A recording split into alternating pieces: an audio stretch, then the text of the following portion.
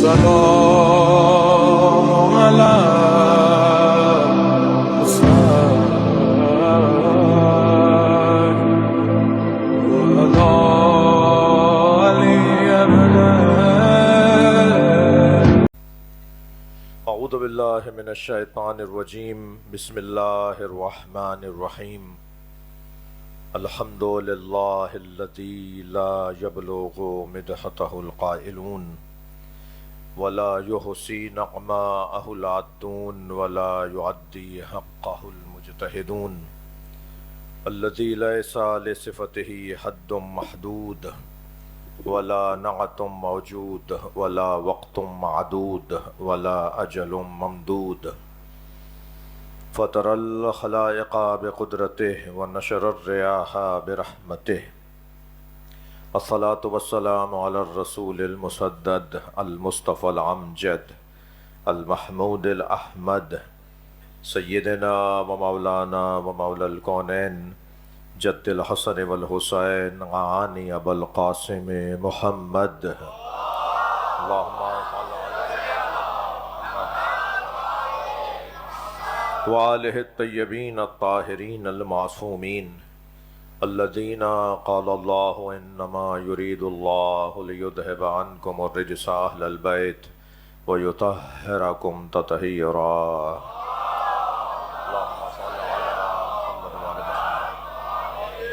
فلعنت اللہ علی اعدائہم اجمعین من یوم عداوتہم الى قیام یوم الدین اما بعد قال الحکیم فی قرآن الکریم بسم اللہ الرحمن الرحیم ان اللہ یحب الذین یقاتلون فی سبیلہ صفا کانہم بنیان مرصوص صلوات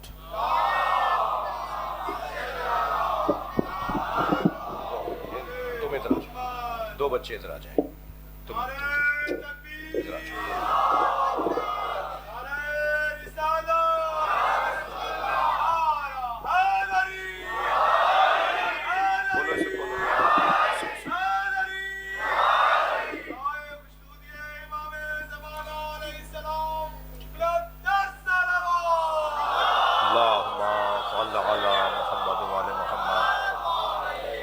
سورہ مبارکہ صف ہے، آیت نمبر 4 ہے، اور مسلمانوں کا چوتھا خلیفہ ہے اور شیعوں کا پہلا امام ہے، جسے قرآن بنیان مرصوص کہتا ہے، اسلام، نبی، ہم سب اسے علی بھی کہتے ہیں۔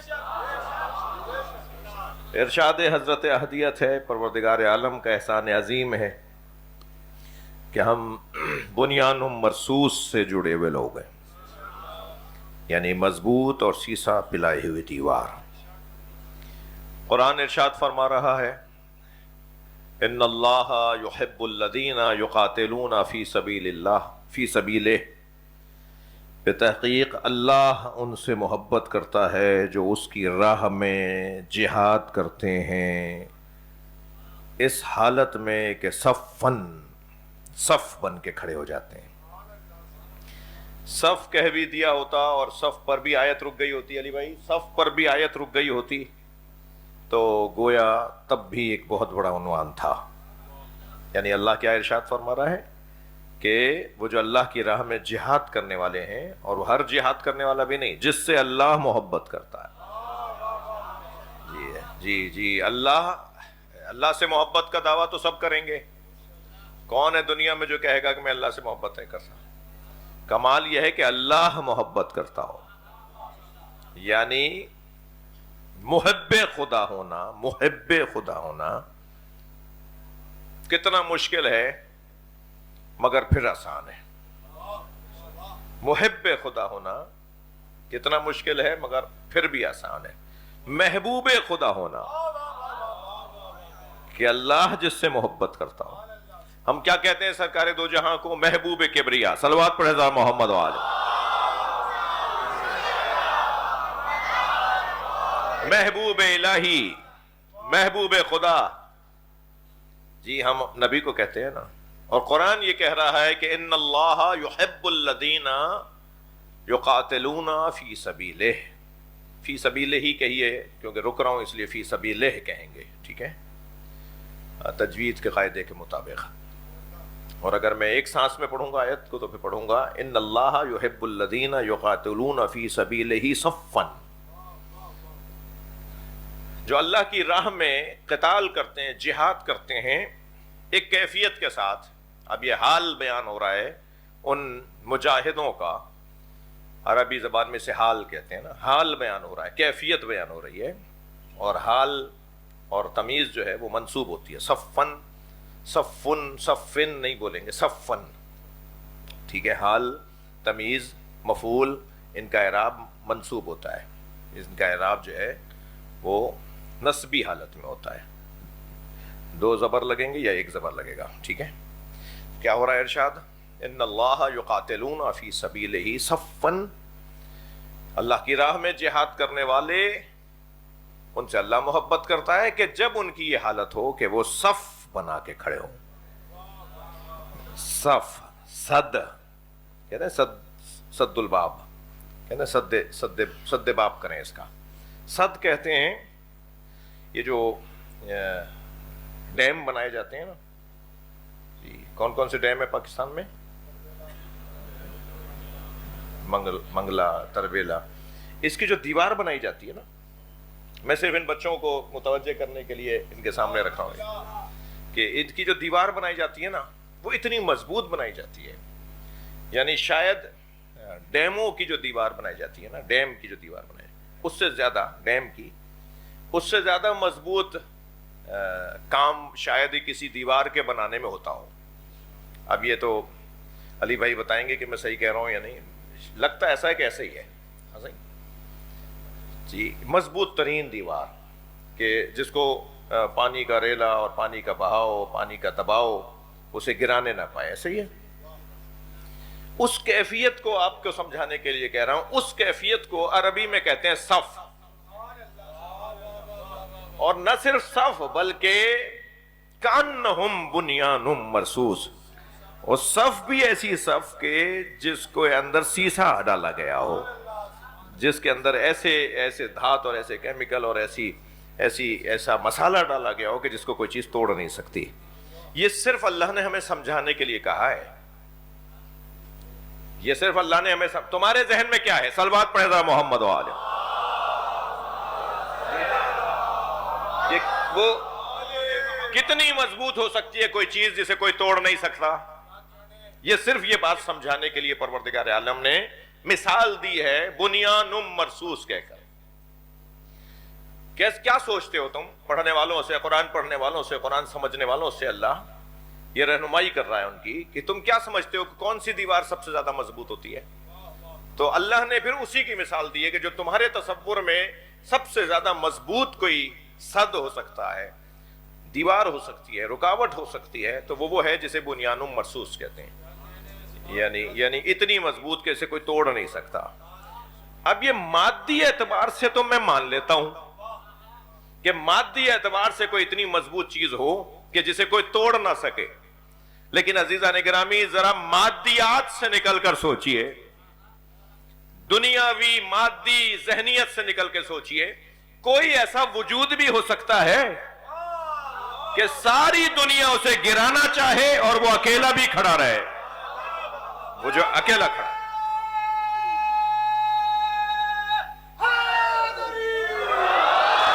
اور وہ جو اکیلا کھڑا ہوا ہے اس لیے کہ جنگ بدر میں بھی، جنگ احد میں بھی، جنگ خیبر میں بھی حضرت ابن عباس فرماتے ہیں کہ جب علی میدان میں اترے، جب مولا علی میدان میں اترے تو کانا علی صفا فی القتال کانہ بنیان مرصوص. تو علی جب بھی میدان میں اترتے تھے تو اکیلے علی ایسے لگتے تھے جیسے سیسا پلائی ہوئی دیوار. صلوات پڑھ لیں محمد و آلہ وسلم.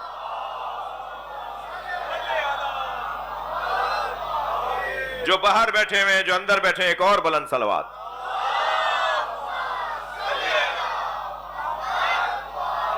بھائی پورے اس ڈیفنس کے ایریے میں آپ کی صلوات کی آواز جانی چاہیے، بلند صلوات.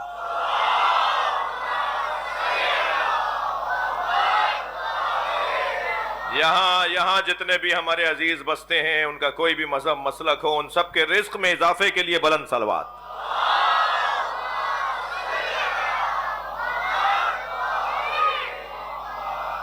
بات آگے بڑھے۔ اسلام کا پہلا جہاد بچوں بتاؤ کون سا ہے؟ سب سے پہلے جنگ کون سی ہوئی؟ جنگ بدر۔ جنگ بدر کے بعد شاباش، جنگ احد کے بعد نہیں، خندق سے پہلے ہوئی ایک جنگ، جنگ بنی نذیر، پھر جنگ خندق، پھر جنگ بنی قریظہ۔ ٹھیک ہے، یہ بڑی جنگوں کی بات کر رہے ہیں۔ چھوٹی بڑی جو جھڑپیں اور لڑائیاں اور علاقائی سطح پہ جو مسلمانوں کے خلاف حملے ہوتے تھے، گاؤں پر حملے ہو جاتے تھے مسلمانوں کے، آبادیوں پر حملے ہو جاتے تھے، اور وہاں کے مسلمان نمٹ لیتے تھے اور ان سے مقابلہ کر لیتے تھے، وہ سب مجموعی طور پر 80 تھے۔ 80 کی تعداد میں مسلمانوں کے خلاف حرکتیں ہوئی ہیں، مسلمانوں کے خلاف شیطنتیں ہوئی ہیں، مسلمانوں کے خلاف محاذ-آرائیاں ہوئی ہیں، جنگی محاذ-آرائیاں 80، جن میں رسول صلی اللہ علیہ وآلہ وسلم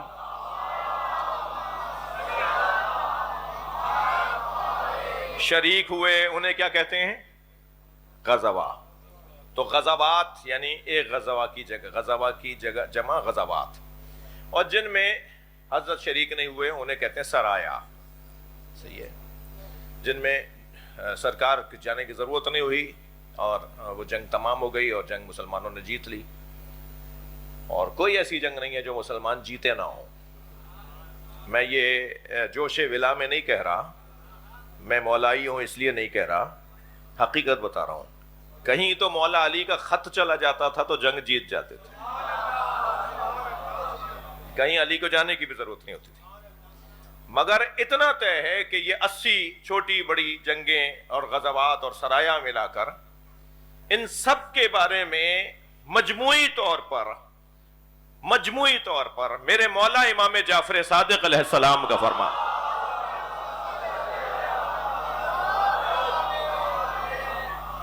فرماتے ہیں استول اسلام بسیف علی، اسلام مضبوط ہوا ہے میرے جد علی کی تلوار سے۔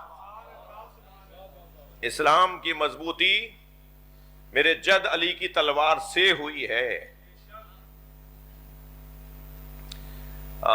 یہاں ایک شبہ، یہاں ایک اعتراض، یہاں ایک خیال تصور میں لائیے، وہ یہ کہ اسلام تلوار سے پھیلا ہے، اسلام تلوار سے پھیلا ہے، اسلام زور زبردستی سے پھیلا ہے، اسلام تلوار کی نوک سے پھیلا ہے، اسلام تلوار کی کاٹ سے پھیلا ہے۔ تو پھر اسلام اگر زبردستی سے پھیلا ہے، ڈرا کر پھیلایا گیا ہے، خوف دلا کے پھیلایا گیا ہے، تو پھر یہ تو با اختیار لوگ نہیں ہیں جی، انہیں تو زبردستی مسلمان بنایا گیا، اب نسلیں مسلمان ہوتی چلی جا رہی ہیں۔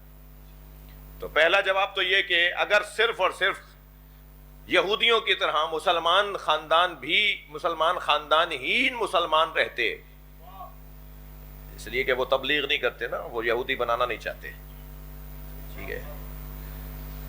اچھا، کچھ اور بھی مسلمانوں میں فرقے ہیں جو کسی کو اپنے اندر شامل نہیں کرنا چاہتے، میں ان کو بھی اور یہودیوں کو بھی ایک جملہ کہہ رہا ہوں، جو غیر یہودی کو یہودی نہیں بنانا چاہتا ہو، یا غیر اپنے مذہب والے کو اپنے مذہب کا ہم خیال نہ بنانا چاہتا ہو، اس کا یہ عمل خود دلیل ہے کہ ان کے پاس دلیل نہیں ہے۔ صلوات پڑھیں ذرا محمد و آل محمد، اور بلند صلوات پڑھیں۔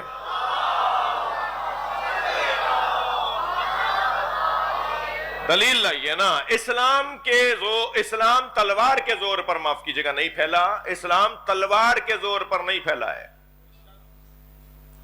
دو دلیلیں دے دوں، کم سے کم 2 دلیلیں۔ بھائی دیر ضرور رہی ہے مگر آپ لوگ تھکے ہوئے کیوں بیٹھے ہیں؟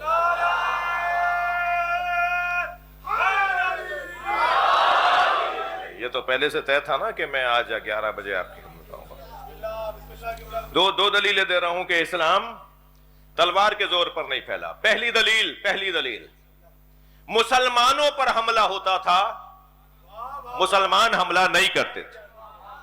اگر اسلام تلوار کے زور پر، آج کے جدید پڑھے لکھے بچوں کو زیادہ توجہ دلانا چاہتا ہوں، اگر اسلام تلوار کے زور پر پھیلا ہوتا تو مسلمان حملہ کرنے جاتا نا.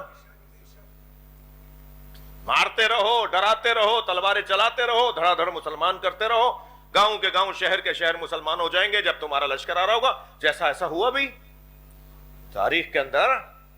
بڑے بڑے بادشاہوں نے فتوحات جو کی ہیں، اپنی حکومتوں کو جو بڑھایا ہے، پھیلایا ہے، وہ اسی انداز سے تو پھیلایا ہے.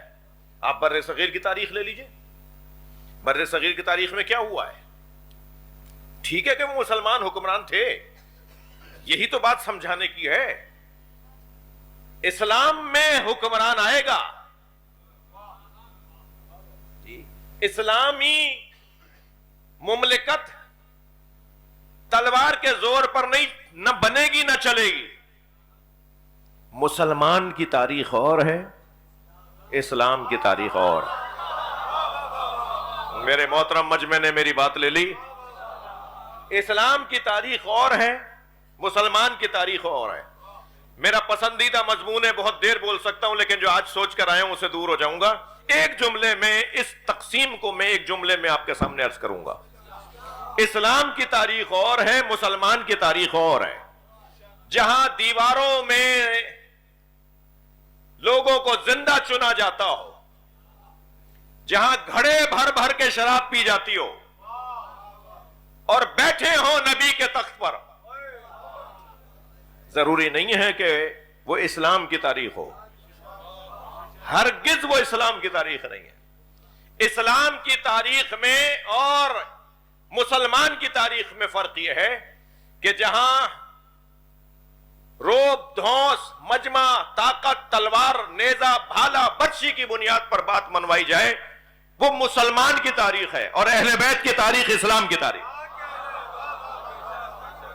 جہاں صبر ہے، جہاں برداشت ہے، جہاں تحمل مزاجی ہے، جہاں علم ہے، جہاں غیرت ہے، جہاں شجاعت ہے، جہاں عزت ہے، جہاں جان کو بچانا اولویت نہیں ہے، نظریے کو بچانا اولویت،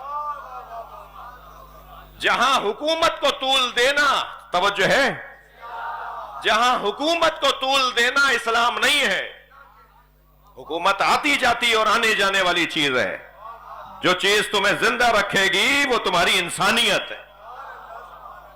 انسانیت نہ ہو اور حکومت کو لمبا کیا جاتا رہے، اب اس لمبا کرنے میں ظلم ہو، زیادتیاں ہو، ناانصافیاں ہو، زور ہو، زبردستی ہو، قید و بند کی صعوبتیں ہوں، پریشانیاں ہوں،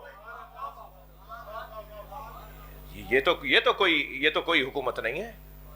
اسے تو حکومت نہیں کہتے. صرف اپنے اقتدار کو طول دینے کے لیے، بتائیے جنہوں نے اپنے اقتدار کو طول دینے کے لیے ہر ظلم کیا، ان کا آج اقتدار ہے؟ وہی گردن ہلاؤ. جنہوں نے اپنے اقتدار کو طول دینے کے لیے ہر ظلم روا رکھا، آج ان کا اقتدار ہے؟ مگر جنہوں نے اپنی جانیں دے دیں، کیا آج اس حسین کا اقتدار نہیں ہے؟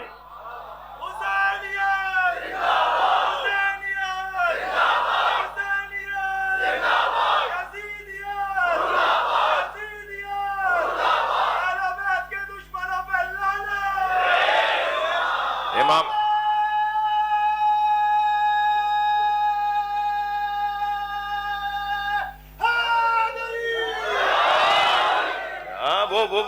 وہ آج بھی زندہ ہیں یا نہیں؟ ہمارے دل و دماغ کا حاکم حسین. اور جو یزیدی نظام میں آج بھی جی رہے ہیں انہیں شرم آتی ہے کہ بتائیں کہ یزید ان کا چھٹا امام ہے. کتابوں میں تو لکھا ہوا ہے جی. سندھ کا پورا ایک گاؤں میرے ایک جملے پہ شیعہ ہو گیا. مجھے شیعہ کرنے کا زیادہ شوق نہیں ہے ویسے، یہاں میں بھرتی نہیں کرتا. ابھی کل پرسوں بھی بابولل میں 4 جوان کھڑے ہو گئے تھے کہ ہم شیعہ ہونا چاہتے ہیں. میں نے کہا بھائی کیوں ہونا چاہتے ہو؟ ہم اتنے اچھے نہیں ہیں بھائی. تو میں نے کہا ہماری وجہ سے مت ہونا.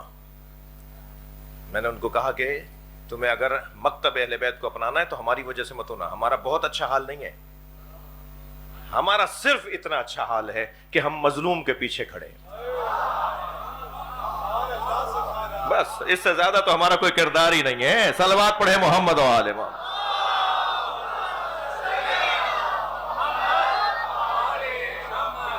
ہاں ہمارا سب سے بڑا کردار اور اکیلا کردار اور ایک ہی کردار ہے بس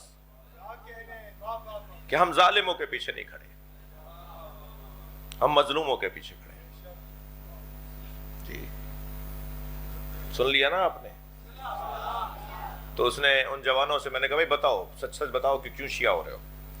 تو اس نے ایک اچھا جواب دیا, اور جواب یہ دیا کہ عظمت اہل بیت کی وجہ سے. بات وہی ہے, ہم مروج, مبلغ, ناشر, ہم اہل بیت کی عظمتوں کے مبلغ ہیں. ہم اہل بیت کی مظلومیت کے مبلغ ہیں. ہم اہل بیت کی عظمت کو بیان کرنے کو اپنا سب کچھ سمجھتے ہیں. خرچہ بھی کریں گے, جان بھی دیں گے, FIR بھی بھگتیں گے, مسائل کا سامنا بھی ہوگا, مشکلات کا سامنا بھی ہوگا. مگر میں ان لوگوں سے کہہ رہا ہوں کہ جنہیں مولا علی کو افضل کہنے پر اگر کسی FIR کا سامنا کرنا پڑے, اگر مولا کائنات کے دشمن سے بیزاری کرنے پر FIR کا سامنا کرنا پڑے تو گھبرانا مت, اسے ہار بنا کے گلے میں ڈالنا.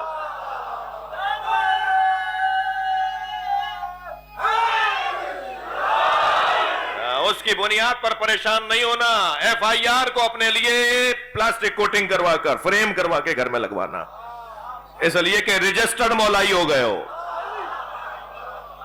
صلوات پڑھ لیں ذرا محمد و آل. کوئی کیوں کٹی ہے بھائی FIR؟ اس میں لکھا ہوا ہے کہ انہوں نے فلاں کو برا کہہ دیا. اچھا کیا بتائیں کہ نام بھی لکھ دیتے ہیں. ہم نے تو پتہ نہیں, اس نے تو پتہ نہیں کہا یا نہیں تھا, تو ہم نے تو لکھ کر بتا دیا. صلوات پڑھیں ذرا محمد و آل.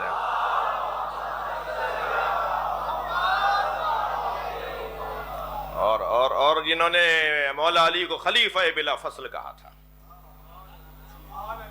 بھائی یہ جو خلافت بلا فصل کی اذانیں آتی ہیں نا, ان پہ FIR کاٹنی ہے نا تو پوری شیعہ قوم پہ کاٹو.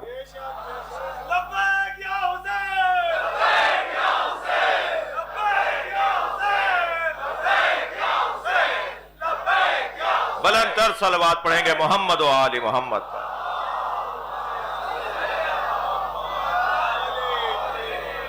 خفا تو نہیں ہو رہے آپ میری بات سے؟ توجہ آپ کی میرے ساتھ ہے. تو بس اتنی سی بات روشن ہے کہ اسلام تلوار کے زور پر نہیں پھیلا. جتنی جنگیں ہوئی ہیں, پہلی دلیل یہ تھی میری, جتنی جنگیں ہوئی ہیں وہ مسلمانوں کے خلاف ہوئی ہیں. مسلمانوں نے اگر پہل کی ہوتی, مسلمان اگر حملہ کرنے جا رہے ہوتے, تو آپ کہتے بھی شاید اچھے لگتے کہ اسلام تلوار کے زور پہ پھیلا ہے. دوسری دلیل دوں, جتنے بھی مجاہد میدان میں اترے نا, تو انہوں نے مارنے سے پہلے کہا اسلام قبول کر لو. میں اپنے مضمون پر آ گیا. آج میں آپ کے سامنے, آگے دیکھیں گے جو ہوگا دیکھا جائے گا, یعنی مجھے دیر ہوگی, آگے مجھے پہنچنا ہے جہاں, اس کے بعد بھی میرا ایک حاضری ہے میری, تو وہاں دیکھا جائے گا. وہ لوگ بھی رابطے میں رہتے ہیں, نکل گئے یا نہیں نکلے, ظاہر ہے وہاں بھی تو مولا ہی کا ذکر ہے, وہاں بھی تو آپ کی طرح مومنین بیٹھے ہیں. آپ سب کی سلامتی کے لیے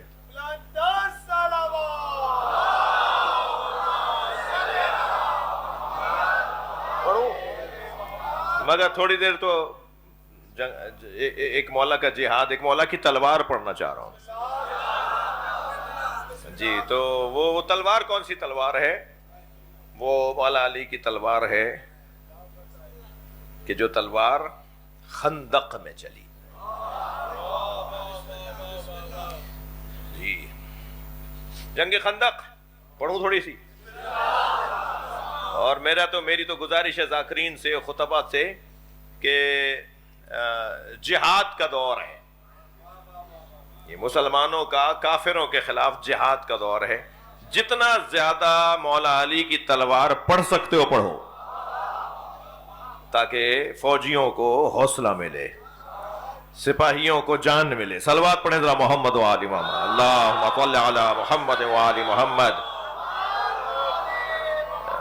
خندق ہے اور خندق کا میدان ہے اور جنگ کی تیاریاں دشمن کی طرف سے ہو رہی ہیں، مسلمان اپنے اسلحے کو تیار کر رہے ہیں، مسلمان جواب دینے کے لیے آمادگی کر رہے ہیں کہ سرکار دو جہاں نے فرمایا کہ ان لوگوں کا ارادہ یہ ہے کہ یہ مدینے میں داخل ہو جائیں گے اور مدینے کے رہنے والوں کو مدینے کو تاراج کرنے کے منصوبے رکھتے ہیں۔ وہاں سے مخبریاں ہوئیں، وہاں سے کچھ لوگوں نے بتایا، ایک پورا شعبہ ہے جاسوسی کا، یہ لفظ ہمارے معاشرے میں اچھا نہیں ہے مگر ایک پورا شعبہ ہے جو ہمارے ہاں اداروں میں بھی ہے جی، شاید اداروں کا سب سے بڑا مضبوط شعبہ بھی یہی ہوتا ہے کہ وہ خبر لینا اور خبر دینا اور خبر پہنچانا، ایسے ہی ہے نہیں؟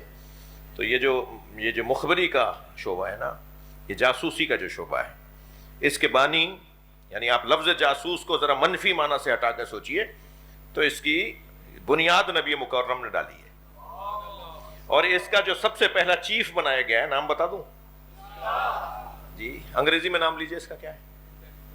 اس ادارے کا سب سے پہلا جو چیف بنایا گیا ہے وہ مولا علی کے سب سے بڑے بھائی حضرت طالب۔ حضرت طالب کو اس شعبے کا میرے مولا نبی نے سب سے پہلا ذمہ دار بنایا تھا۔ جنگ بدر کے موقع پر سب سے پہلا جہاد جب ہوا تھا اس موقع پر تو خبر آئی سرکار کے پاس کہ یہ مدینے میں داخل ہونا چاہتے ہیں، مدینے پہ چڑھائی کرنا چاہتے ہیں، یہ شہر کے اندر داخل ہو جائیں گے۔ تو حضرت نے اپنے اصحاب سے مشورہ کیا کہ کیا کریں کہ یہ شہر کے اندر داخل نہ ہونے پائیں۔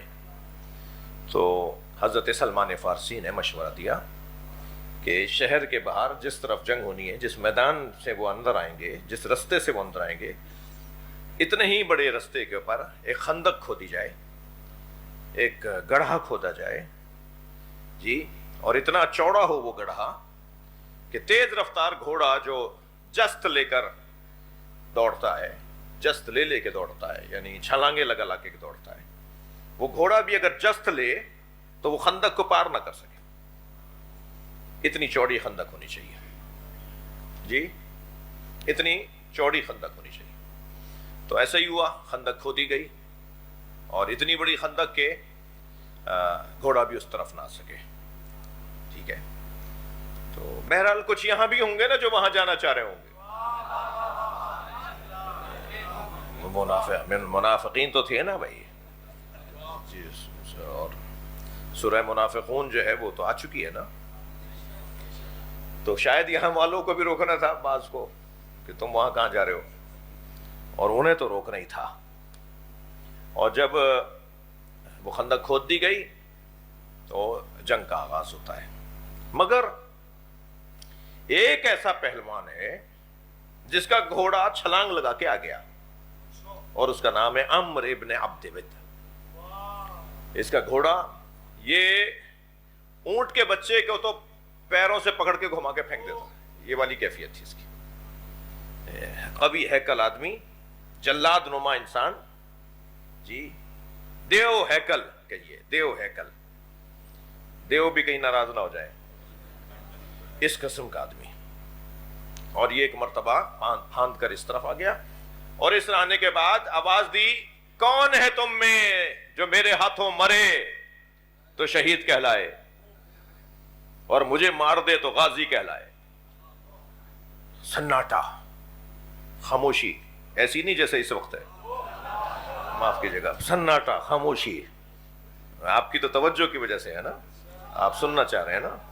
ایک مرتبہ سناٹا طاری تھا اس میدان کے اندر جس میں مجاہدین بیٹھے ہوئے تھے، تو اس نے پہلے تو آوازیں لگائیں، کہتے ہیں 3 مرتبہ اس نے پکارا مگر جواب نہیں آ رہا تھا، تو یہ گھوڑا دوڑاتا ہوا قریب آیا اور بالکل اس نے نشانہ لیا نبی مکرم کے خیمے کا، اور اس نے اپنا نیزہ مارا نبی کے خیمے میں اور کہا اس خیمے میں بھی کوئی نہیں ہے۔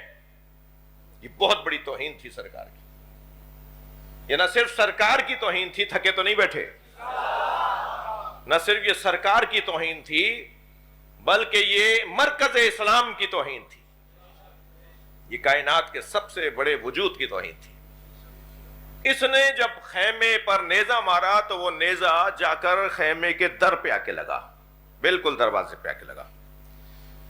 تو حضرت نے باہر تشریف فرما ہو کر آواز لگائی، من لہذا الکلب، عربی میں کلب کہتے ہیں جی ہمارے یہاں کیونکہ لفظ یہ تھوڑا سا ویسا ہو گیا، ورنہ یہ عربی میں جی قلب صادق ہمارے یہاں ہمارے نام ہے ایک بزرگ عالم کا، قلب باقر، جی مولانا قلب عابد لکھنؤ کے بزرگ علماء کے نام تھے، قلب حسین بڑے بڑے بزرگوں کے نام ہیں، قلب قاف قلم والا نہیں، کتاب والا جی۔ اور چلے میں کہہ دیتا ہوں، خود شہباز قلندر نے کیا کہا ہے، سگے کوئے شیر یزدانم، میں حیدر کرار کی گلی کا کتا ہوں، جی یہ شہباز قلندر نے بھی کہا ہے۔ اور اس سے بڑی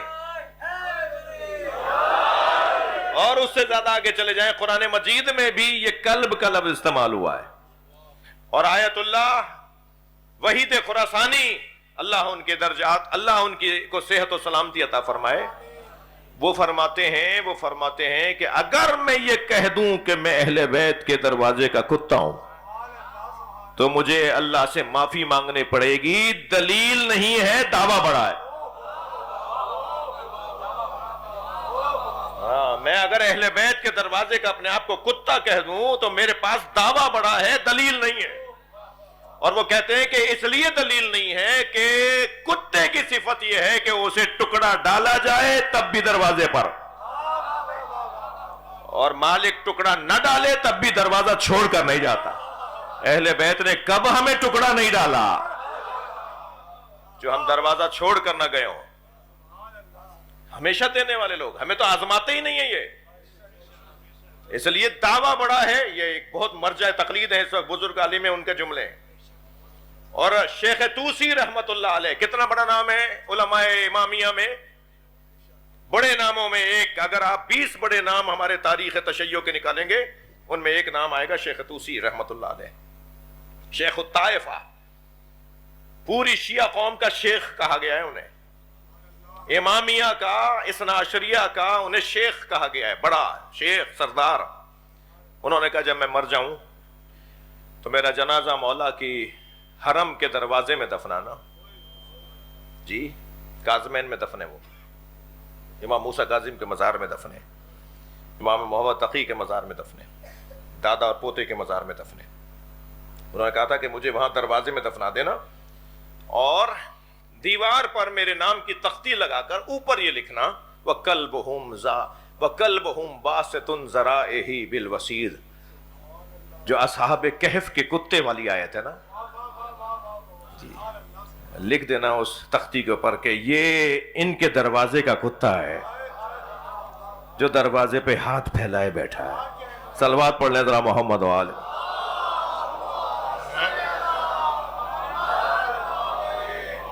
توجہ کر لی آپ حضرات ہیں؟ میں نے اس لفظ کی تشریح میں کچھ ذرا زیادہ حاشیے میں چلا گیا، مجھے معاف کریں گے۔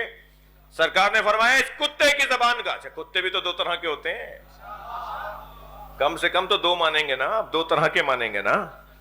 ایک وہ جو حرس ہوتا ہے، صلوات پڑھے ذرا محمد و آل، ہاں 4-5۔ ایک جو قلب ہے وہ قلب حرس ہے، یعنی محافظ ہے، حفاظت کرنے والا ہے۔ ڈیفینس میں مجلس پڑھ رہا ہوں، ہر چوتھے گھر میں کتا ہے، یہ احتیاط کی ہے میں نے چوتھا گھر بول کے،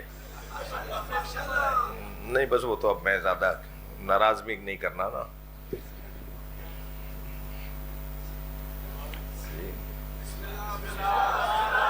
مشکل ہو گئی۔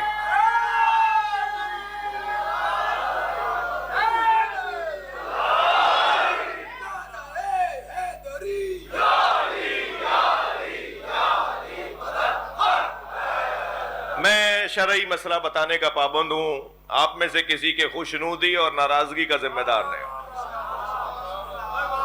دیکھیے جو کتا شوقیہ پالا جاتا ہے وہ جائز نہیں ہے، مکروہ ہے۔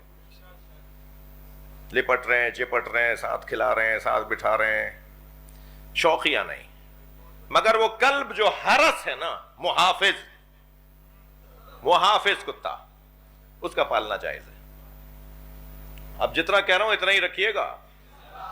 صلوات پڑھیں ذرا محمد و آل۔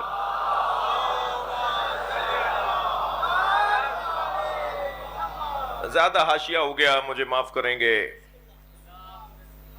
اسی پر بات روک دیتا ہوں، پھر مجھے اجازت دیں کہ کل ہم بات کریں جنگ خندق کو. ہیں بات ختم کریں.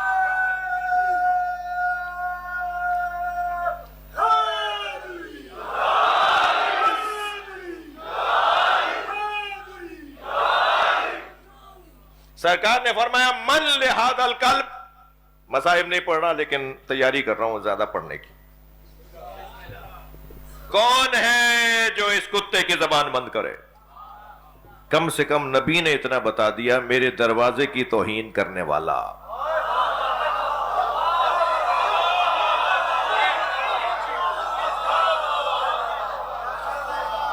صلوات پڑھ لیں محمد و آلہ.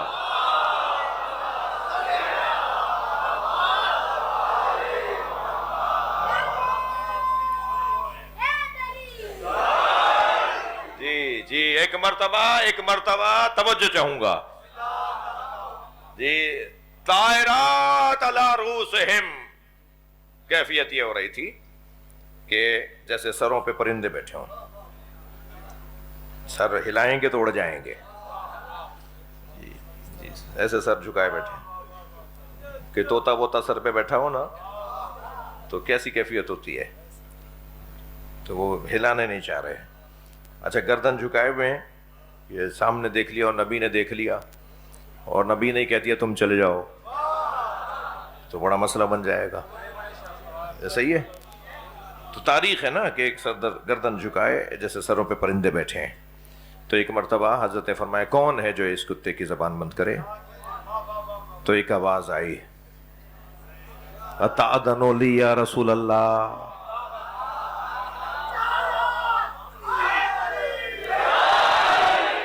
آواز آئی اتأذن لی یا رسول اللہ، اے اللہ کے رسول مجھے اجازت ہے. ایک آواز گونج رہی تھی اتأذن لی یا رسول اللہ، اللہ کے رسول مجھے اجازت ہے. مولا نبی نے جو مڑ کے دیکھا تو علی کھڑے تھے، تو مولا نبی نے دیکھا مولا علی کو آواز دے رہے ہیں اتأذن لی یا رسول اللہ، یا رسول اللہ مجھے اجازت ہے جانے کی. تو تم جملہ سنیں، جیسے ہی مولا علی نے فرمایا نا مجھے جانے کی اجازت ہے، تو حضرت نے فرمایا یا علی ہوا عمر ابن عبد ود، وہ عمر ابن عبد ود ہے. تو جملہ سنیں گے بھئی ایسے. جیسے ہی مولا نبی نے فرمایا ہوا عمر ابن عبد ود، وہ عمر ابن عبد ود ہے، تو بے ساختہ آواز آئی انا علی ابن ابی طالب.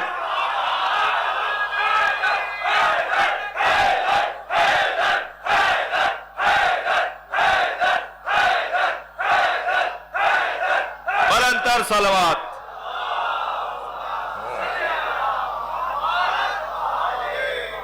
فرمایا انا علی ابن ابی طالب یا رسول اللہ، انا علی ابن ابی طالب. جیسے ہی فرمایا نا بے ساختہ مولا علی کے فرمانے پر حضرت نے فرمایا ہوا عمر ابن عبد ود، وہ عمر ابن عبد ود ہے. فرمایا انا علی ابن ابی طالب. جیسے ہی آواز آئی نا فتبسم رسول اللہ، رسول کا چہرہ مسکرا گیا، رسول کے چہرے پہ رونق آ گئی، رسول مسکرانے لگے. پھر فرمایا قریب آؤ میری جان.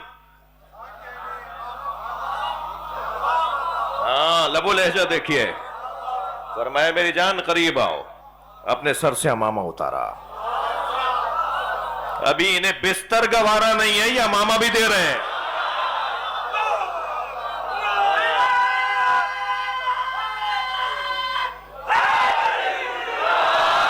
سرکار نے اپنے سر سے امامہ اتارا، مولا علی کے سر پہ امامہ رکھا.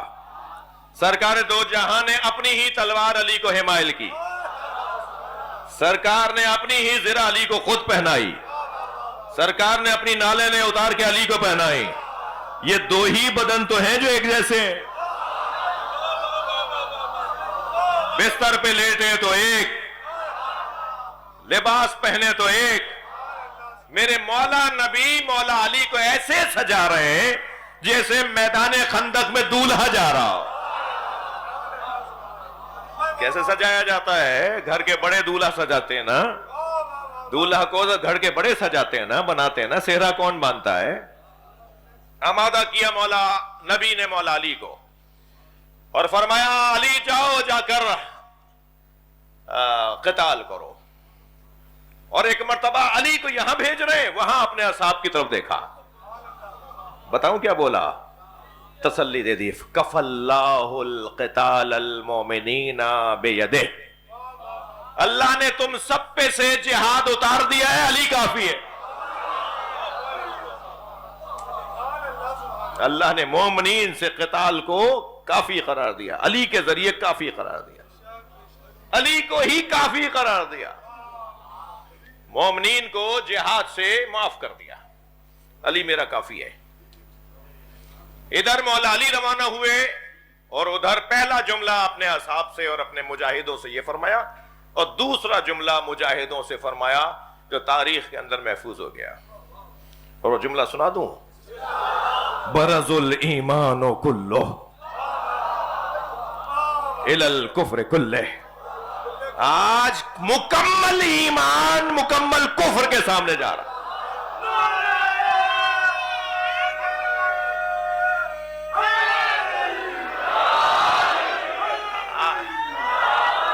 آج کل کا کل ایمان. بھائی اگر آمادہ ہے تو جملہ ہدیہ لے لیں. میرے مولا علی کے 100 سے زیادہ نام ہیں, 100 سے زیادہ نام, علی کے 100 سے زیادہ لقب ہیں, مگر علی کا سب سے حسین لقب ہے ایمان. علی خود ایمان ہے جی. جو علی کو نہیں مانتا اس کا ایمان کہاں ہے؟ جو علی کو مانتا ہے اسی کا تو ایمان ہے جی. کل ایمان الی الکفر کلہ. اور ایک جگہ پر ہے کہ برز الایمان کلہ الی الکفر کلہ, برز الایمان کلہ الی الشرک کلہ. سارا کفر ایک طرف اور سارا ایمان ایک طرف, تو سارے ایمان کی طرف سے مکمل ایمان جا رہا ہے وہ علی بن ابی طالب کی صورت میں. اسے ینابع المودہ نے, علامہ قندوزی نے, حنفی عالم ہیں, انہوں نے اس جملے کو لکھا ہے, اور بہت سارے لوگوں نے. اور ایک مرتبہ وہ کہتے ہیں, علامہ قندوزی کہتے ہیں کہ سماہ الرسول اللہ الایمان, اس دن رسول اللہ نے علی کا نام ایمان رکھا. اس دن رسول اللہ نے علی کا نام ہی ایمان رکھ دیا. اور پھر اس کے بعد آپ آگے بڑھے, اور آپ نے آگے بڑھنے کے بعد نقاب لگائی بھی تھی مولا نے, اور وہ بھی اپنے تمام تر سامان کے ساتھ آیا ہوا تھا. مولا کا جو بدن تھا وہ بدن مبارک میرے مولا کا نہ وہ بہت دراز قد تھا حضرت کا, اور نہ ہی آپ کا بدن فربا تھا, نہ ہی بہت زیادہ جس کو چاک کہتے ہیں نا جی, وہ بھی نہیں تھا. ایک منحنی سا بدن تھا, ایک بہت زیادہ بدن آپ کا چاق نہیں تھا جی. ہم کہ چاق کو چوبند کہتے ہیں نا, وہ چاق نہیں تھا. تو کہنے لگا من انتا, کون ہو؟ کہنے لگا انا, مولا کی آواز آئی, انا ابن ابی طالب, میں ابو طالب کا بیٹا ہوں. کہنے لگا ایک دفعہ ان کے ساتھ کھانا کھایا ہے میں نے, کسی سفر میں تمہارے ابا کے ساتھ ایک دفعہ میں نے کھانا کھایا ہے. میں ابو طالب کے بیٹے کو مارنا نہیں چاہتا. بعض لوگ اتنے غرور میں, گھمنڈ میں ہوتے ہیں کہ ابھی ہم آیت اللہ خامنائی کو مارنا نہیں چاہتے.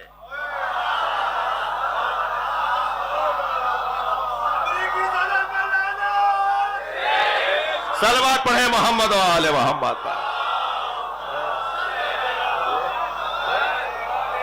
کہنے لگا میں نے ایک مرتبہ کھانا کھایا تمہارے ابا کے ساتھ, تمہارے بابا کے ساتھ, ایک سفر پہ تھے, سردار سارے بیٹھے تھے, تو ہم نے سب نے ساتھ کھانا کھایا تھا.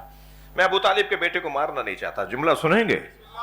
جیسے ہی اس نے کہا نا میں تمہیں مارنا نہیں چاہتا, مولا نے ایک مرتبہ شیر کے لہجے میں, شیر کے انداز میں کہا, مگر میں تجھے مارنا چاہتا ہوں.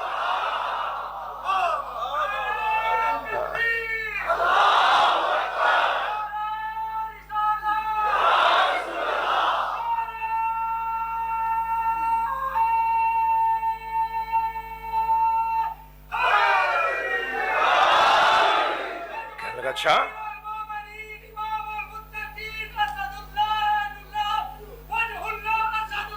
ماشاء اللہ ماشاء اللہ.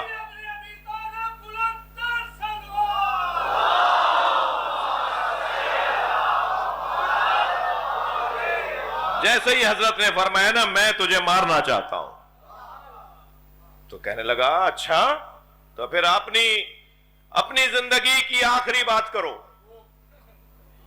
مکالمہ سنا رہا ہوں میں آپ کو جو تاریخ میں لکھا ہوا ہے. تو عمرو بن عبد ود کہنے لگا اپنی زندگی کی آخری بات کرو. کہتے ہیں نا بس مرنے سے پہلے آخری بات. وہ اس لہجے میں کہنے لگا اپنی زندگی کی آخری بات کرو. حضرت نے فرمایا میری زندگی کی پہلی اور آخری بات یہ ہے کہ اسلام قبول کرو. سبحان اللہ. حضرت نے فرمایا اسلام قبول کرو. کہنے لگا میں نہیں کرتا. حضرت نے فرمایا پھر میری زندگی کی آخری بات یہ ہے واپس چلے جاؤ. کہنے لگا عورتیں ہنسیں گی.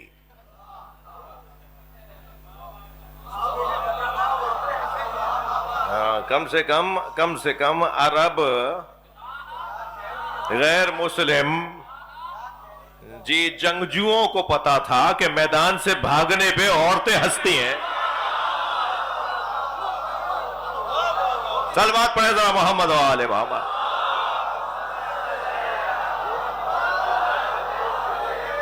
کہنے لگا عورتیں ہنسیں گی. حضرت نے فرمایا پھر گھوڑے سے نیچے آ جاؤ. گھوڑے پہ بیٹھا تھا. مولا پیدل تھے، پیادہ تھے. مولا پیادہ تھے، یہ گھوڑے پہ بیٹھا تھا. اچھا یہاں میں نے جو روایات پڑھتے ہوئے لطف لیا ہے نا وہ اللہ کرے منتقل ہو. بعض لوگوں کو جہنم میں جانا لکھا نہیں ہوتا مگر وہ کسی اور کی وجہ سے چلے جاتے ہیں. جو ہادی برحق ہوتا ہے نا وہی تو تقسیم کرتا ہے جنت کون جائے گا، دوزخ کون جائے گا. یہ جو حضرت نے فرمایا نا گھوڑے سے اتر آؤ، یہ جہاں اس معنی میں تھا کہ میں پیادہ کھڑا ہوں تم گھوڑے پہ بیٹھے ہو، وہاں یہ بھی تھا مولا نہیں چاہتے تھے یہ جانور دوزخ میں جائے. تو یہ گھوڑے سے ایک چھلانگ لگا کے اترا اور اپنی تلوار سے اس کے چاروں پیر کاٹ دیے. اس نے چاروں پیر کاٹ دیے. گھوڑا تڑپنے لگا تو مولا نے اس کی طرف توجہ ہٹائی اور گھوڑے کے قریب گئے اور اس کی گردن پہ ہاتھ پھیرنے لگے اور فرمایا میں اپنا تو بدلہ اسے کیا لوں گا، تیرے بدلے میں ہی کام تمام کروں گا. صلوات پڑھے ذرا محمد و آل. جانوروں کے حقوق کی علمبرداروں سے بات کر رہا ہوں. صلوات پڑھے ذرا محمد و آل.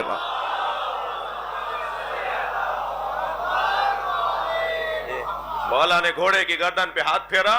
مولا کو ایک جلال کی کیفیت ہے، جانور تڑپ رہا ہے، اس کے چاروں پیر کاٹ دیے.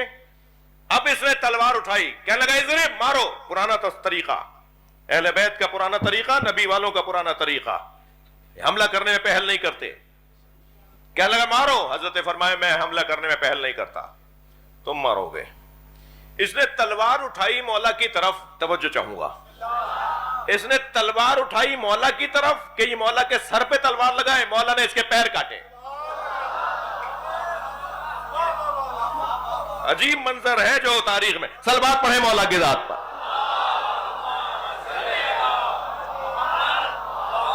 عمرو ابن عبد ود کے مولا نے دونوں پیر ایک بار میں کاٹے. اس کے جب دونوں پیر گرے تو یہ زمین پہ گر کے تڑپنے لگا تو حضرت اس کے سینے پہ بیٹھ گئے. جی جب یہ سینے پہ حضرت بیٹھ گئے تو اس نے اپنا لعاب دہن اچھالا. میرے مولا سینے سے اتر آئے اور اس کے برابر میں ٹہلنے لگے. یعنی ٹہل کے بتا رہے تھے ہمارا جینا مرنا اللہ کے لیے. بعد میں پوچھا تھا سرکار دو جہاں نے، یا علی سینے پہ چڑھ کے، میرے اصحاب پوچھ رہے ہیں اچھا وہاں پر تبصرے ہو رہے تھے نا دور بیٹھے. ہاں نہیں وہاں گفتگو ہو رہی تھی، منظر سب دیکھ رہے تھے. اور مولا نے جب اس کے پیر کاٹے تھے تو تکبیریں بلند ہوئی تھی اور پھر مولا سینے پہ چڑھے تو تکبیریں بلند ہوئیں اور جب اتر گئے تو سناٹا ہو گیا. تو تبصرہ ہو رہا تھا یہ کیا کر رہے ہیں علی، یہ اس طرح کا جلاد ہے کہ یہ اپنے کٹے ہوئے پیروں پہ کھڑا ہو جائے گا اور یہ علی سے لڑے گا، یہ موقع نہیں دینا چاہیے. تو رسول اللہ صلی اللہ علیہ وسلم نے فرمایا یا علی جب تم سینے پر بیٹھ گئے تھے تو پھر اتر کیوں آئے. تو حضرت نے فرمایا یا رسول اللہ جب اس نے وہ عمل انجام دیا، جی جب اس نے وہ عمل انجام دیا، ایک لمحے کے لیے مجھے غصہ آیا، میں تو اپنا وجود بیچ چکا ہوں، میں اپنی خاطر تلوار چلانے تو آیا نہیں ہوں، تو اتنی دیر تک اترا رہا جب تک میں اپنے آپ کو سمجھاؤں کہ تمہارا تلوار چلانا اللہ کی خاطر۔ اب جملہ سنیے گا، جیسے ہی میرے مولا نے فرمایا نا یا رسول اللہ، میں سینے سے اس لیے اترا کہ میرا شوق ذوق، میرا غصہ، میری خوشی میرے عمل میں شریک نہ ہو، تو بے ساختہ سرکار نے اپنے اصحاب کو دیکھا اور فرمایا ضربت علی یوم الخندق افضل من عبادت الثقلین۔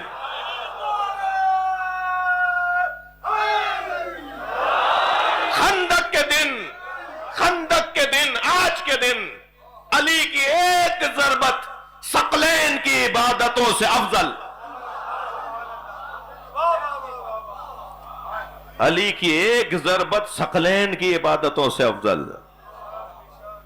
خیبر کی ضربت نہیں، احد کی بدر کی ضربت نہیں، خندق والے دن کی ضربت عبادت ثقلین سے افضل۔ فروعات دین میں جہاد چھٹے نمبر پر ہے، نماز، روزہ، حج، زکوٰۃ، خمس، جہاد، بھائی بچوں یاد ہے نا، چھٹے نمبر پر جہاد ہے فروعات دین میں۔ جس علی کی چھٹی عبادت کائنات کی پہلی عبادت سے افضل ہو، اس علی کا سجدہ کتنا سنگین ہوگا۔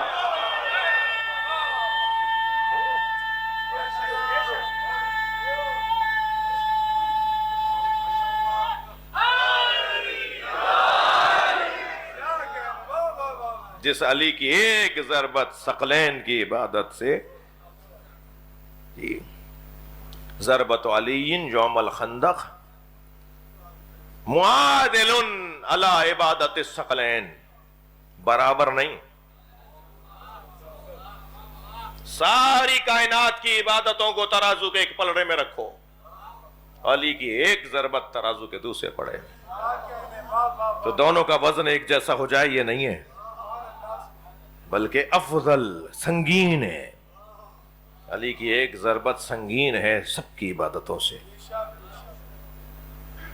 جس کی تلوار کی عبادت ایسی ہو، اس نے اس تلوار کے جیتنے پر، تلوار کے کامیابی پر نہیں کہا فزت ورب الکعبہ،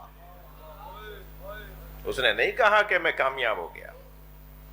مولا علی کے نزدیک تو یہ کامیابی بھی نہیں تھی، علی کے نزدیک کامیابی تب تھی جب سر پر علی کے مسجد کی محراب میں ضربت لگی، فرمایا فزت ورب الکعبہ۔ علی تو آج کامیاب ہوا ہے جب علی کے سر پہ حالت سجدہ میں ضربت لگی ہے۔ وہ تو میری ذوالفقار کا صدقہ تھا، کہا بھی ہے نا استاد قمر جلالی نے، مرحب کا قتل بھی کوئی خیبر میں قتل تھا، خیبر میں مرحب کو مارا تھا، خندق میں عمرو بن عبدبت کو مارا تھا۔ فرماتے ہیں کہ مرحب کا قتل بھی کوئی خیبر میں قتل تھا، استاد قمر جلالی، پھینکا تھا ذوالفقار کا صدقہ اتار کے۔ یہ تو میں نے اپنے نبی کا صدقہ، یہ تو ذوالفقار کا صدقہ، یہ تو مسلمانوں کا صدقہ اتار دیا۔ علی کی کامیابی شہادت ہے۔ اس گھرانے نے تلواروں کی جیتی ہوئی جنگوں کو کامیابی نہیں شمار کیا، اس گھرانے نے خون دینے کو کامیابی شمار کیا۔ اس گھر کا تو بچہ بھی علی ہے، اس گھر کا جوان بھی علی ہے، اس گھر کا علی بھی علی ہے، اس گھر کا بیڑیاں اور ہتکڑیاں پہنے ہوئے علی جو کوفہ اور شام کے بازاروں سے گزر رہا ہے وہ بھی علی ہے، اور اس گھر کا دودھ پیتا بچہ بھی علی ہے۔ جب دربار شام میں یزید نے امام سجاد کے بارے میں پوچھا یہ کون ہے، تو کہا یہ علی ابن الحسین ہے۔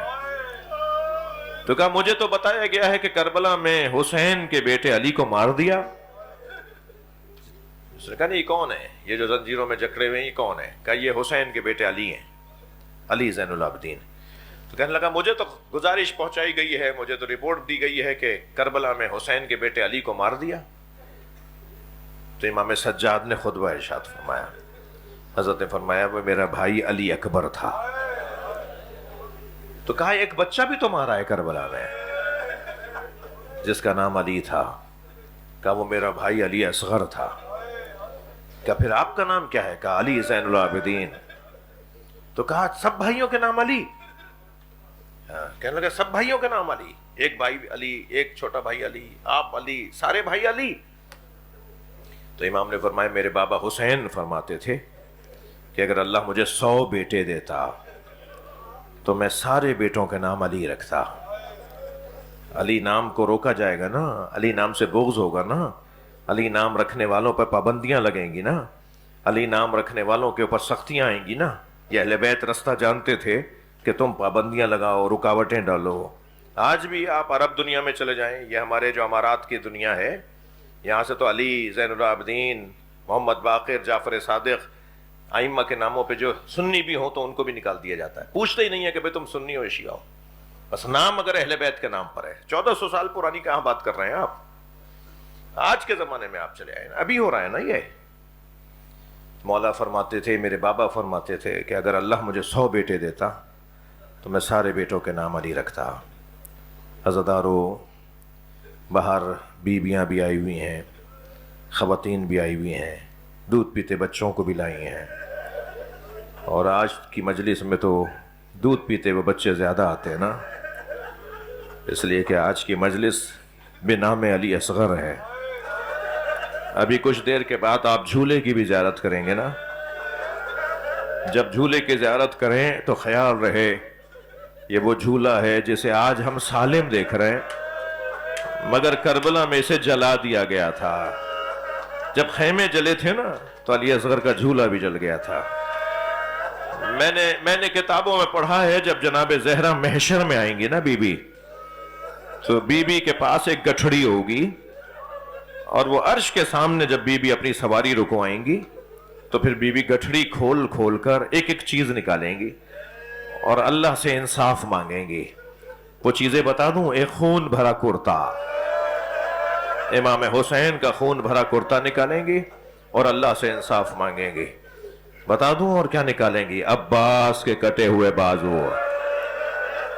اور عزادارو، ان چیزوں میں ایک چیز ہے، ایک جھولے کی جلی ہوئی لکڑیاں، اور فرمائیں گی یا اللہ مجھے آج انصاف چاہیے، میرے بچوں کو کس جرم میں مارا گیا۔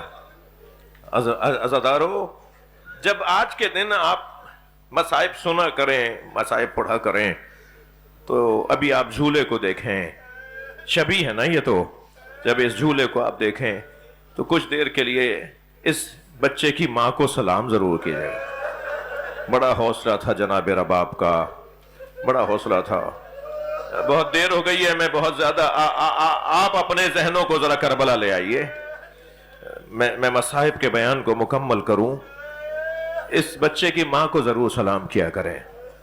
2 ہی کمائیاں تو تھیں جناب رباب کے پاس، ایک علی اصغر، ایک سکینہ، ایک کو اجلا سا کرتا پہنایا، بالوں میں کنگھی کی، آنکھوں میں سرما دیا، سفید کرتا پہنایا اور امام حسین کی گود میں دے دیا، اور پیشانی کا بوسہ دیتے ہوئے فرمایا علی اصغر، اگر جنت میں دادی نے پوچھا تمہاری ماں نے تمہارا منہ کیوں نہیں دھلایا تو کہہ دینا میری ماں کے پاس پلانے کو پانی نہیں تھا۔ اجرکم اللہ، اجرکم اللہ۔ مجھے مصائب پورے پڑھنے دیجیے گا، پورے تو کہاں پڑھ سکوں گا لیکن کچھ پڑھنے دیجیے گا۔ پیشانی کا بوسہ دیا، اور اب میر انیس کہتے ہیں کہ بنا کے شکل مجاہد کے لے چلے شبیر، الٹ دیا علی اصغر کی آستینوں کو، تیار کیا مجاہدوں کی طرح امام حسین لے کر گئے ہیں۔ تو ایک بچہ تو امام حسین کی گود میں دے دیا، اور دوسرے بچے کا نام بتا دوں، اللہ شام کے حالات کو بہتری عطا فرمائے۔ آپ جائیں شام جناب زینب کی زیارت کو، بہت مدت کے بعد آج شام میں عزاداری میں فرق پڑا ہے۔ آپ تو یہاں چین سے عزاداری کر رہے ہیں نا، شام میں عزاداری کرنے نہیں دی جا رہی۔ جب شام جائیں گے نا تو ایک بڑی بی بی ہیں وہاں جن کا نام جناب زینب ہے، اور ایک چھوٹی بی بی ہیں وہاں جن کا نام جناب سکینہ ہے۔ اس بی بی نے اپنی دوسری کمائی سکینہ کی صورت میں زندان شام کے حوالے کر دی۔ جب شام سے رہا ہو کر جا رہی تھی نا جناب رباب، تو مل نہیں تھی، سارے لوگ آ کے بیٹھ گئے تھے، سب بیبیاں محملوں میں آ گئی تھیں، مگر جناب رباب نظر نہیں آ رہی تھی۔ تو امام سجاد نے پوچھا جناب زینب سے، اماں رباب کہاں ہیں؟ کہا وہ خیموں میں، وہ وہاں موجود نہیں ہیں، لوگوں میں موجود نہیں ہیں۔ کہا مجھے معلوم ہے کہ میری ماں کہاں ہے۔ اب آگے آگے امام سجاد تھے، پیچھے پیچھے بیویاں تھیں۔ امام سجاد نے زندان شام میں قدم رکھا تو سب بیویوں نے کیا دیکھا؟ جیسے کوئی ماں اپنے بچے کو گلے سے لگائے ہو۔ جناب رباب نے قبر سکینہ کو سینے سے لگایا ہوا تھا اور ایک مرثیہ پڑھ رہی تھیں، سکینہ اٹھو ہم مدینے جا رہے ہیں۔ تمہیں مدینے جانے کا بڑا احساس تھا، ہم وطن واپس جا رہے ہیں۔ امام سجاد نے فرمایا اماں قافلہ تیار ہے۔ تو فرمانے لگی زین العابدین میرا مدینے میں کون ہے؟ میرا والی کربلا میں رہ گیا، میری بچی اکیلی ہے۔ امام کا حکم پا کر محمل میں بیٹھ تو گئی بی بی رباب، مگر بار بار محمل کا پردہ ہٹا کے سکینہ کی قبر کو دیکھتی تھی۔ تو جناب زینب نے شام کے عورتوں سے جو وہاں الوداع کہنے آئی ہوئی تھیں انہیں آواز دے کر کہا شام کی عورتوں مجھ پہ ایک احسان کرو گی؟ ساری بیبیوں نے، ساری عورتوں نے کہا بی بی حکم فرمائیں۔ تو اشارہ کر کے کہا ہماری سکینہ کو اکیلا نہ چھوڑنا، اللہ آپ کو شام لے جائے۔ اب کی دفعہ جب جائیں نا تو زری سے قبر کو ضرور دیکھیے گا۔ آج بھی شام کے دیہات کی عورتیں کھلونے لا کے ڈالتی ہیں، گڑیاں لا کے ڈالتی ہیں اور ایک نوحہ پڑھتی ہیں، تمہاری ماں سے وعدہ کیا تھا، تمہاری پھوپھی سے وعدہ کیا تھا۔ گریہ ہو گیا، مجلس ہو گئی عزادارو، بس دو جملے اور سن لیجئے۔ امام حسین نے علی اصغر کو گود میں لیا اور لے کے چلے ہیں۔ کیا کہہ کر لے جا رہے ہیں؟ پانی پلانے لے جا رہا ہوں۔ چھوٹے چھوٹے بچے جمع ہیں علی اصغر کے پاس، اور سب بچوں کو یہ پتا ہے کہ حسین مولا پہلے علی اصغر کو پانی پلائیں گے اور پھر دوسرے بچوں کو پلانے لے جائیں گے۔ تو یہی تو ہوا تھا جب علی اصغر کا لاشا لے کر آئے تھے نا، تو بی بی سکینہ نے دور سے آواز دے کر کہا تھا بابا میں بھی پیاسی ہوں، بابا مجھے بھی پانی پلانا ہے۔ امام کیا بتائیں کہ کیسا پانی پلایا ہے؟ مجلس مکمل کر رہا ہوں۔ کچھ مدت پہلے، چند سال پہلے، آج کے دن 6 محرم کو ایک جوان میرے پاس آیا، مجھ سے کہنے لگا مولانا میں مچھلی خرید کر لایا۔ میں نے اپنی بڑی بہن سے کہا کہ باجی مجھے مچھلی تل دو۔ تو میری بہن میں جو مچھلی تلنے کی تیاری کر رہی تھی تو دادی کی آواز آئی بیٹا محرم میں مچھلی نہیں کھاتے۔ تو میں نے دادی سے کہا دادی حلال تو حلال ہے، محرم ہو یا ربیع الاول۔ تو دادی کہنے لگی ہاں بیٹا جدید زمانے کے جوان ہو نا، تم ہماری کہاں بات مانو گے؟ جاؤ جا کے مولانا سے پوچھ کر آؤ محرم میں مچھلی کھاتے ہیں۔ وہ مجھ سے پوچھ رہا تھا اور میں رو رہا تھا۔ میں نے کہا میں اتنا بڑا عالم نہیں ہوں، مجھے اس کا جواب نہیں آتا، تم دادی کی بات مان لو۔ کہنے لگا میں سمجھا نہیں۔ میں نے کہا دادی کی بات مان لو، جو دادی کہہ رہی ہیں وہ مان لو، مچھلی نہ کھاؤ۔ کہنے لگے مولانا مجھے سمجھائیے۔ میں نے کہا بھائی کیا سمجھاؤں؟ امام حسین نے علی اصغر کے تڑپنے کو مچھلی کے تڑپنے سے تعبیر کیا ہے۔ اما ترونا کیف یتلذا، دیکھ نہیں رہے میرا بچہ مچھلی کی طرح منہ کھولتا ہے، کچھ دیر بعد یہ بچہ مر جائے گا، اسے چند قطرے پانی کے پلا دو، اجر و کمل اللہ۔ آخری جملے کہہ رہا ہوں، ایک تیرے سے شعبہ، جس تیر میں 3 پھل لگے ہوئے تھے، امام نے بچے کو ایسے گود میں لیا ہوا تھا کہ علی اصغر کا سر امام کے بازوؤں سے لگا ہوا تھا اور حضرت علی اصغر کے پیر امام کے پنجے کی طرف، امام کے ہاتھ کی طرف تھے، جیسے بچے کو گود میں لیا جاتا ہے۔ ایک تیرے سے شعبہ، 3 پھلوں والا تیر جو علی اصغر سے زیادہ وزنی تھا۔ ہاں اجر و کمل اللہ۔ وہ تیر جب چلا ہے نا تو جناب علی اصغر کے گلے کو چھیدا، حسین کے بازو کو زخمی کیا۔ امام نے بچے کے منہ سے جو خون ابل رہا تھا، دودھ پیتا بچہ تو دودھ ابلتا ہے نا، دودھ اگلتا ہے نا، دودھ کی الٹیاں کرتا ہے نا دودھ پیتا ہوا بچہ۔ اس بچے کے تو وجود میں دودھ ہی نہیں ہے، اس بچے نے خون ابلنا شروع کیا، خون کی الٹیاں کرنا شروع کی۔ امام نے خون کو چلو میں لیا اور اپنے چہرے پہ ملتے ہوئے فرمایا اسی چہرے کے ساتھ نانا کے سامنے آؤں گا، کل قیامت میں اپنے نانا کو یہی شکل دکھاؤں گا۔ کیا کیا میرے نانا کی امت نے میرے ساتھ؟ گرمی بڑی شدید تھی، حسین نے بچے کے اوپر ابا کا دامن ڈالا ہوا تھا، لے کے آ رہے تھے، سامنے خیمے سے پردہ ہٹا، سکینہ بی بی نظر آئی، بی بی نے دیکھا کہ بابا کی گود میں جو کچھ دیر پہلے بھائی تڑپ رہا تھا اب وہ چین سے سو رہا ہے، تو دور سے آواز دے کر کہا بابا میں بھی پیاسی ہوں۔ امام اس بچی کو کیا جواب دے کہ کیسا پانی پلایا ہے؟ ابھی سکینہ کی آواز اٹھ رہی تھی، بار بار بول رہی تھی کہ خیمے سے پیر پردہ ہٹا۔ اب کی دفعہ جو خیمے سے پردہ ہٹا تو کیا دیکھا؟ اس بچے کی ماں کھڑی تھی۔ اب جناب رباب آگے بڑھ رہی ہیں، حسین الٹے پیر پیچھے ہٹ رہے ہیں۔ اس کیفیت میں امام حسین نے جناب رباب سے کہا رباب بتاؤ میں کون ہوں؟ اپنی زوجہ سے پوچھ رہے ہیں میں کون ہوں؟ کہا آپ میرے امام ہیں۔ جیسے ہی امام نے سنا کہ امام کہہ رہی ہیں، ابا کا دامن ہٹا دیا۔ ایک ماں نے خون میں لت پت بچہ دیکھا، ننے لبوں پہ لب رکھ دیے اور ایک ہی جملہ کہا یا بنیا مثلو کا ینہر، عرب تو اونٹنی کے دودھ پیتے بچے کو نہر نہیں کرتا، کیا تو جیسے کو نہر کر دیا جاتا ہے؟ یا حسین